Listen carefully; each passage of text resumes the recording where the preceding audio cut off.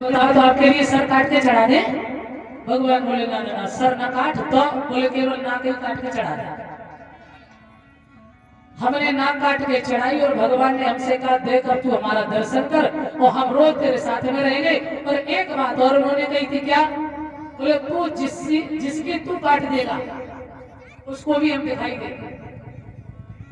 और दूसरे ने सुना तो भगवान मिलेंगे? बोले हाँ बिल्कुल मिलेंगे। तो बोले हमारी भी काट दो। अरे बोले काय के लिए नाक कटवाओगे, हमारी तो कटी सो कटी, तुम काय के लिए? अरे बोले नाक जाए सो जाए, भगवान तो मिलेंगे। तो बोले ठीक है आ जाओ सुबह। दूसरा दिन आ गए, उसकी नाक काटी। अब उसको भगवान को कहीं दिखाई दिए नहीं, ना उसको दिख रहे थे। हाँ भगवान थे ही नहीं। क्यों? भगवान कहाँ है?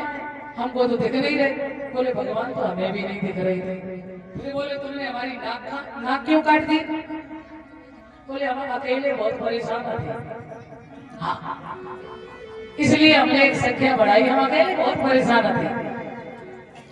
अब जैसे उसकी नाक कटी तो देखो अब उसने भी चिल्लाना शुरू कर दिया, अरे भगवान ये खड़े, भगवान ये खड़े, भगवान मुझे दर्शन दे रहे, अरे जो नाक कटवाएगा उसको भगवान मिलते। अब उसने तीसरे को बताई, चौथे को बताई, अब 3 ने 300 की, 300 ने 3000 की।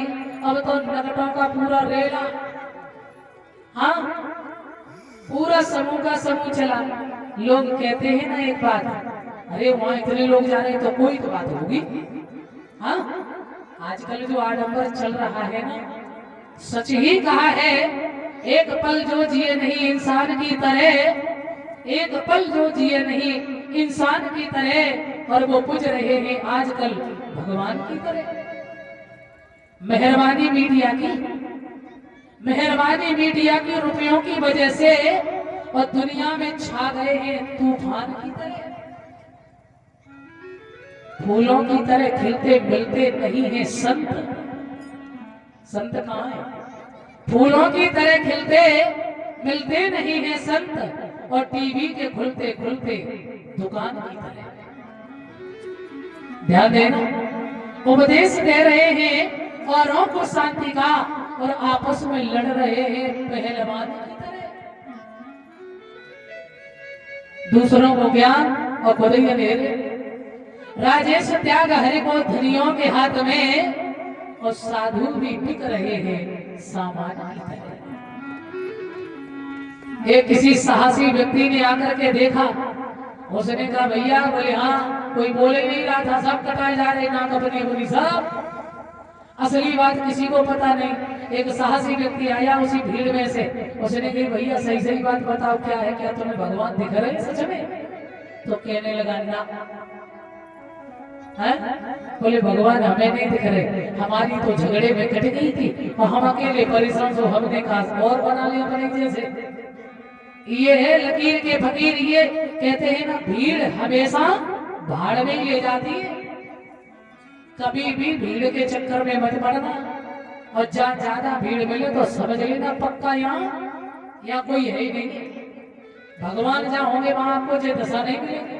और जो साधक संत है ना, भजन करने वाले, आप उनको देखिए हमेशा एकांत जगह में मिलेंगे। और जो मठाधीश अपने आप का प्रचार प्रसार और ये सब करते हैं ना, तो उन्हीं के पीछे सब मिलेंगे। तो आजकल तो पूछो ही मत भैया, इतना अंधविश्वास, इतना थोड़ा कुछ कर लिया ना तो भगवान से नीचे जगत गुरु सदगुरु, इससे नीचे तो कोई उतरना ही नहीं चाहता। पर आप लोग समझदारी से काम लीजिए। भगवान ने आपको भी आंखें दी, आपको शरीर दिया, आपको सब कुछ दिया है। यदि उनके पास है तो भक्ति आप भी तो कर सकते हैं। माँ जाओ बोले भूत मारो, बोले भूत दूर, क्या सत्य है? कितना आडंबर चल रहा है, धन्य है।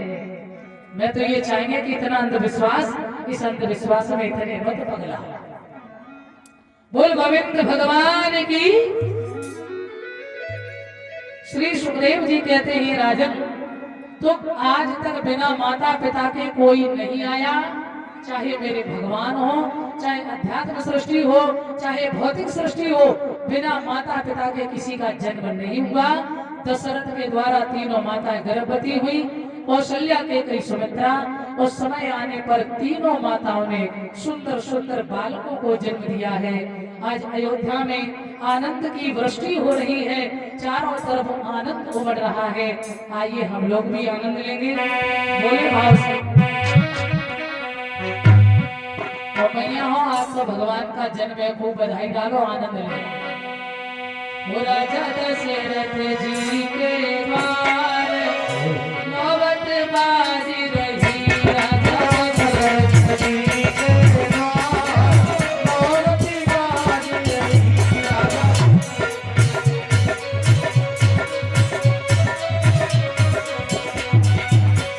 आनंद लें सभी, भाव से ताली बजाएं, पीछे सब लोग।